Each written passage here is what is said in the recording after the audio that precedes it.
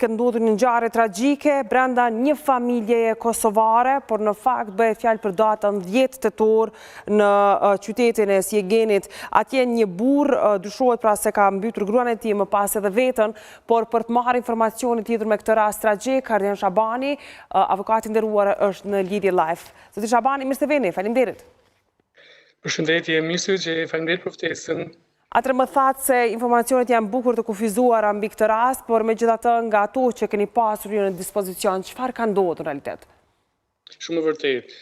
Njëherë për njëherë nuk kemi informacione të detajuara nga ana shtetërore, njëherë për njëherë kemi vetëm informacione nga persona privat. Personat privat kanë deklaruar se persona nga rrethi i familjes përkatëse kanë deklaruar se ka ndodhur një gjë shumë e keqe, është gjetur një burr i vetvrar, pastaj policia pas ka shkuar tek shtëpia e burrit e vetvrar dhe ka gjetur edhe nusen e vrar atje. Kështu që kemi një mix, një rast me një vetvrasje dhe një vrasje.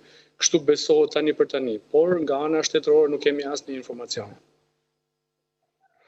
Mund të ketë arsye të ndryshme, nganjëherë policia i mban informacionet për vete, për arsye taktike, për të mos prishur hetimet, për të mos njollosur hetimet dhe pastaj pasi të ketë siguruar informacione të mjaftueshme, ajo i drejtohet publikut të raporton përmëtej.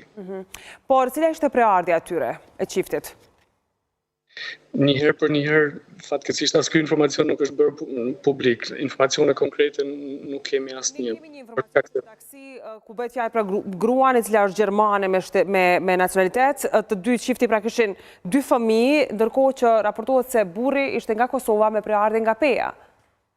Po, kështu është të vërtetë. Kjo është raportuar nga persona privat, është të vërtetë. Burri është me origjinë nga një fshat i rrethit të Pejës, ndërsa gruaja thuhet se është gjermane, edhe pse nuk dihet a është shqiptare, gjithsesi shqiptare nga Kosova me shtetësi, apo është edhe për nga etnia gjermane.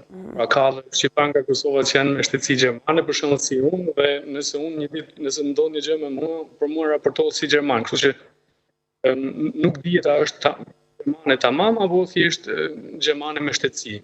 E kuptoj. Në fakt, shok, lexoj këtu në fakt se ka pasur një reagim nga policia e Sjegenit, të cilët kanë thënë se nuk ka prova se dikush jashtë kësaj familje mund të jetë i përfshirë dhe në fakt, për fat të keq, i dyshuari kryesor del të jetë bashkëshorti i saj, pra në këtë rast tashmë personi që ja ka marrë jetën vetës në një farë formë. A mund të ndodhë se gjithë rasti po mbahet hermetikisht i mbyllur për faktin se ta zëm duhet ruajtur edhe identiteti edhe gjithë detajet e ngjarjes për faktin se janë të vërshirë 2 fëmijë? Kjo është një pyetje shumë e rëndësishme, po. Mund të mbahet i mbyllur, sidomos për persona që nuk janë trashëgimtar. Në rast se një person humb jetën, shtohet pyetje se kush prej njerëzve të ngelur kanë të drejtë të marrin informacione. Unë kam patur raste të ngjashme ku për shembull vllai i një personi të vetvrarë nuk ka marrë informacione. Nuk i janë dhënë informacionet nga prokuroria e qytetit Berlin për vllain e vetvrar, sepse vllai i mbijetuar, pra vllai i cili nuk është i vetvrar, nuk është pjesë e trashëgimtarëve. E kuptoj. Normalisht fëmijët duhet i drejtohen një avokati dhe pastaj avokati nëpërmjet të drejtave të fëmijët i drejtohet shtetit dhe merr informacion në shtesë.